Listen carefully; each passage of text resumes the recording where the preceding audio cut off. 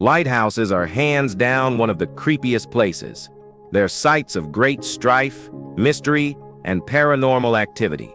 Of course, one of the best ways to visit a lighthouse is as they were intended to be accessed by boat. While many of these towers are not so hard to reach, some push the limits. In today's video, we're counting down the 15 lighthouses in terrifying locations. Let's kick off things with number 15. Lighthouses Lighthouse. Lighthouses Lighthouse is a remarkable site off the coast of Andros, the northernmost island of the Cyclades in Greece. The lighthouse holds a pretty unique distinction as one of the most unconventional lighthouses in the world. Sitting atop a weathered rock formation known as the Lighthouses, this lighthouse stands as a testament to human creativity and adaptability in some of the harshest marine environments. Originally constructed in 1897, Lighthouses Lighthouse was built out of necessity to help guide ships safely through the rough waters surrounding Andros. The lighthouse itself is a slender iron tower, rising to a height of around 23 feet, crowned with a lantern room that houses the light source. The Aegean Sea surrounding it has long been a busy maritime route, hosting naval battles and shipping lines. One notable shipwreck near Andros is that of the HMHS Britannic, Titanic's sister ship, which sank in the Aegean Sea near Kea. The Britannic served as a hospital ship during World War I and sank after hitting a mine. Number 14. Bishop Rock Lighthouse. Bishop Rock, known in Cornish as Men Epscop, stands as a menacing marker off the British coast in the North Atlantic. Famous for its historic lighthouse, it sits at the westernmost point of the Isles of Scilly archipelago, roughly 28 miles from the southwestern tip of Cornwall. It holds the title in the Guinness Book of World Records as the smallest island in the world with a man-made building. The lighthouse's story begins in 1847 when the original iron structure was constructed but was destroyed before completion. The current tower, completed in 1858, was first illuminated on September 1st that year. With no helipad in those early years, visitors had to be lowered by winch from the top, a hair-raising descent to the sea below. A 3-ton fog bell installed in 1858 was torn away by a storm in 1860. Later, engineers like James Douglas strengthened the base with iron bands and massive granite blocks after severe storm damage, including 120-foot waves in 1874, proving its durability under relentless conditions. Number 13. Nottawasaga Lighthouse. This lighthouse was constructed with a tapered conical shape and a central column consistently measuring 10 feet in diameter despite the narrowing exterior. Made from locally quarried limestone, its walls varied in thickness, 9 feet at the base, tapering to just 2 feet at the top. 2 inner layers filled with loose stone connected the inside and outside shells. At the top of the tower, a granite section was added to enhance structural strength, supporting the lantern rooms. This build diverged from the usual materials of the era, such as brick, iron, wood, and concrete, making the lighthouse one of a kind. The lanterns themselves were made from copper alloys, glass, and cast iron, giving the structure its unique look. Painted white with red trim, every lighthouse in this series, except for the 55-foot tower on Christian Island, stood at a uniform 80 feet. The original Nottawasaga site is now crumbling, but a restored twin stands proudly on Chantry Island, offering a rare look at 1800s-era lighthouse craftsmanship. Number 12. Stromboli Lighthouse. Stromboli Lighthouse is located on, of course, Stromboli. It's a tiny volcanic island off the northern coast of Stromboli in the Tyrrhenian Sea near Italy. Constructed in 1926 by the Italian Navy, the tower stands at 160 feet tall. Its primary function is to guide maritime traffic through the hazardous waters surrounding the highly active volcano of Stromboli. Made from volcanic rock, it's a stark and durable structure built to withstand the severe elements of the surrounding sea. The cylindrical tower, with no decorative features, serves purely as a practical beacon for vessels in transit. Accessing it is a challenge, only reachable by sea, surrounded by steep cliffs and unpredictable currents. The sheer isolation of this location reflects the level of commitment needed to keep the lighthouse operational. What makes it even more dangerous is the constant volcanic activity nearby. Stromboli has earned the title Lighthouse of the Mediterranean because of its continuous eruptions, a natural warning light that mirrors the one built beside it. Number 11. Whiteford Lighthouse. Whiteford Light, a rare cast-iron structure, was completed in 1865 following the plans of John Bowen of Llanelli.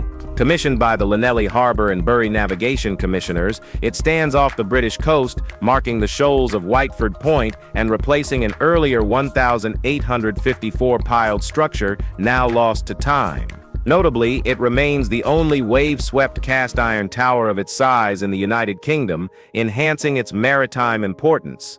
The lighthouse, 44 feet high, is placed just above the low tide line, with a base diameter of roughly 24 feet, tapering to 11 feet 6 inches at the lantern level. It's anchored by 88 wooden piles driven deep into glacial marine layers and reinforced with 500 cast iron plates and bolts. The outer shell is formed by 5 curved layers of cast iron, each 32 mm thick and bolted using 2-pound iron bolts. In the 1870s, vertical cracks appeared in the lower rings, prompting local blacksmith Powell to secure them with iron straps. A skirt added in 1885 helped stabilize ongoing settling and sway.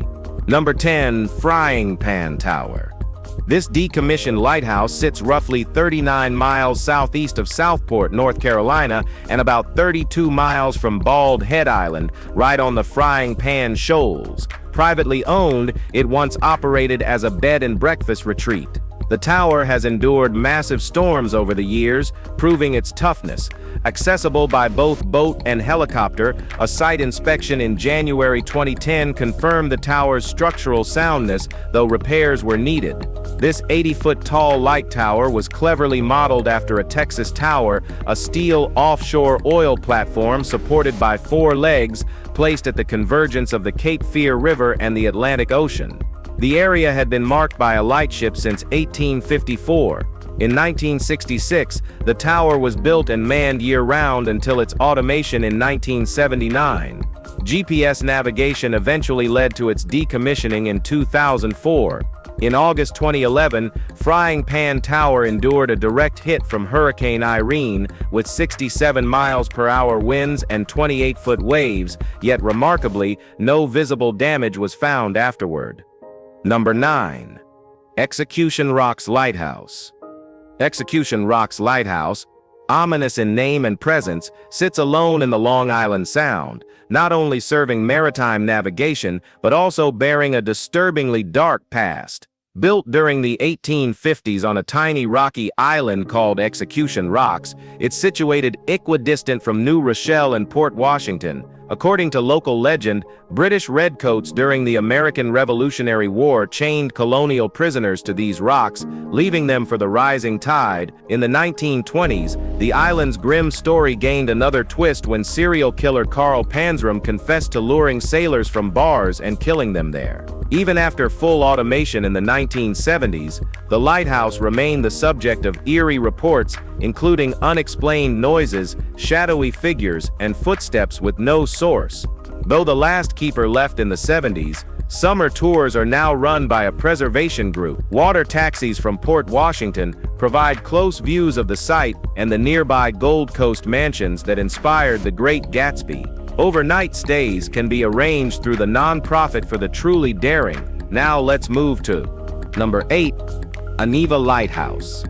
Aniva Lighthouse is a striking maritime structure with a chaotic history and is situated at the southernmost tip of Sakhalin Island in Russia, overlooking the waters of the Sea of Okhotsk. The decommissioned lighthouse is well known for its architectural style and the challenges posed by its isolated location.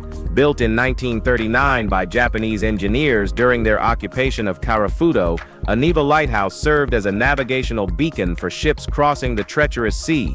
It stands nearly 100 feet tall and features a cylindrical tower crowned with a lantern room that once held its powerful light source. The tower's design is a blend of Japanese and Soviet architectural influences, making it a distinct landmark. Its past includes military use during World War II and its eventual transfer to Soviet control after the war. Reaching the lighthouse isn't easy. Its remote position, combined with the harsh climate, poses serious difficulties. In 1990, the lighthouse was abandoned, and automatic systems powered by radioisotope thermoelectric generators kept it running until 2006. Today it sits empty but still draws curious adventurers. Number 7. Fastnet Lighthouse. This 177-foot tall stone giant stands on remote Fastnet Rock in the Atlantic Ocean, located 4 miles southwest of Cape Clear Island and just over 8 miles from County Cork. This lighthouse has guided countless ships through violent waters. Fastnet Rock itself rises 98 feet above sea level and is made of slate with visible quartz veins, separated from Little Fastnet by a 33-foot wide channel. The name Fastnet comes from Old Norse, likely meaning sharp stone. Beyond its physical traits, Fastnet holds deep emotional value. It was the last piece of Ireland many immigrants saw before leaving for North America. The current lighthouse was built in 1853 to replace an older tower after the Stephen Whitney shipwreck of 1847. The original cast iron structure was upgraded to granite after storms battered nearby towers. Designed by William Douglas, the new tower used over 4,400 tons of dovetailed Cornish granite. Automated in 1989, the light now flashes every 5 seconds and endures brutal Atlantic storms, including 157-foot rogue waves. Number 6. St. George Reef Lighthouse. This lighthouse towers defiantly in one of the most dangerous marine locations on the U.S. Pacific coast. Surrounded by jagged reefs, frigid swells, and violent storms, it was built in direct response to the 1865 wreck of the Brother Jonathan, a steamer that sank with heavy casualties. Its remote and unforgiving site was chosen to prevent another tragedy. Constructed in the late 1800s, the lighthouse demanded unthinkable effort and cost lives, sanity, and resources. Over time, it earned infamy as one of the most dangerous stations ever manned. In 1923, a massive storm ripped away the engine house, with waves reported at over 70 feet. It was finally decommissioned in 1975 and replaced with a lighted buoy, taken over by the St. George Reef Lighthouse Preservation Society in 1996. Restoration efforts were funded by helicopter tours until halted in 2012 due to terrain complications. Despite its isolation, the lighthouse remains a monument to endurance, maritime sacrifice, and human grit against nature's worst. Number 5. Boone Island Lighthouse. Boone Island Light remains the tallest lighthouse in both Maine and New England, reaching an impressive 133 feet. Found near Cape Nettic, its focal plane is positioned 137 feet above mean high tide, with a signature white flash every 5 seconds. It's only accessible by boat or aircraft and is closed to public access.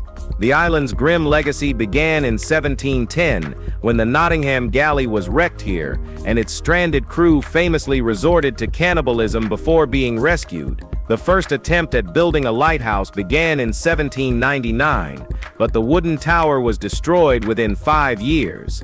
In 1811, a stone beacon was constructed, but it too was destroyed by a storm in 1832. The current cylindrical granite tower was built in 1855 and originally housed a second-order Fresnel lens. A devastating blizzard in 1978 heavily damaged the site. The lighthouse was automated in 1980 and remains active under U.S. Coast Guard control, though the structure is leased to the American Lighthouse Foundation.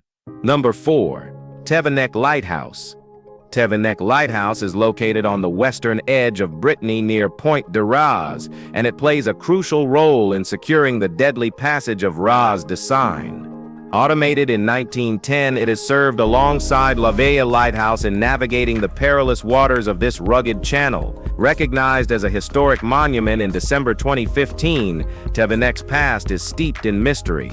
Built following the devastating wrecks around the area, it became one of France's earliest sector lights, using colored beams and varying flashes to guide sailors. But beyond function, the lighthouse is surrounded by chilling legends. Rumors claim it's haunted, with stories of phantom voices driving the first keeper to madness. In response, the French government converted it to a 2-person post, sometimes assigning married couples. Still, strange deaths and eerie incidents persisted. Though it was automated in 2010, Tevenek's reputation hasn't faded. The lighthouse no longer houses keepers, but it still stands, silent, remote, and echoing with the unsettling history of those who lived and died there.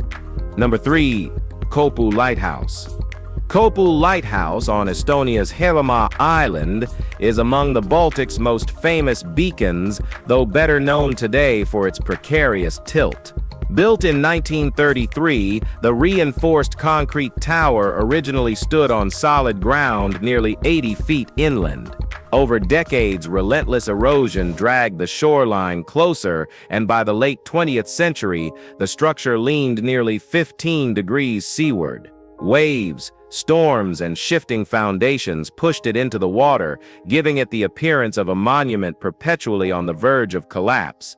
Repairs lessened the tilt slightly, but from certain angles it still seems seconds from toppling. Rising 82 feet, the lighthouse was vital for ships navigating Estonia's dangerous coast, part of a chain of lights tracing back to 1879.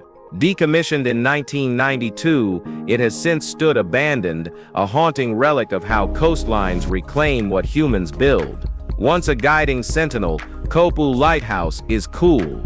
Number 2. Sambro Island Lighthouse. Sambro Island Lighthouse, standing at the entrance to Halifax Harbor in Nova Scotia, holds the title of the oldest operational lighthouse in North America. Built during the 7 Years' War, it was designated a National Historic Site in 1758.